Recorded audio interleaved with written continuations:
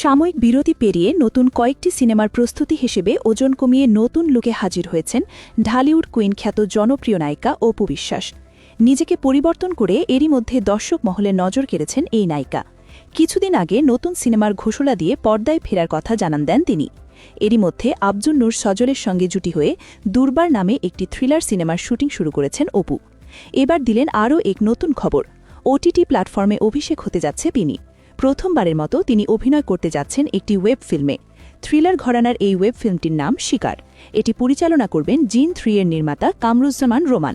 পরিচালক জানিয়েছেন এটি থ্রিলার ঘরানার একটি ওয়েব ফিল্ম। ইতিমধ্যে তার সঙ্গে চুক্তি স্বাক্ষরও সম্পন্ন হয়েছে। জানা গেছে এই ওয়েব ফিল্মে অপু বিশ্বাসের বিপরীতে দেখা যাবে পলাশ নামের এক নবাগত অভিনয়শিল্পীকে। সবকিছু ঠিক থাকলে আগামী মার্চে নেপালে শুরু হবে শুটিং। পরিচালক জানান পুরো টিম নিয়ে 8 মার্চ নেপালের উদ্দেশ্যে রওনা দেওয়ার পরিকল্পনা রয়েছে। শিকার ওয়েব ফিল্মে অপু বিশ্বাস ছাড়াও অভিনয় করবেন বরদা মিঠু, ইমরান হাসর সহ আরও অনেকে। শুটিং শেষ হলে ঈদের পর দেশীয় একটি ওটিটি প্ল্যাটফর্মে ওয়েব ফিল্মটি মুক্তি দেওয়ার কথা রয়েছে।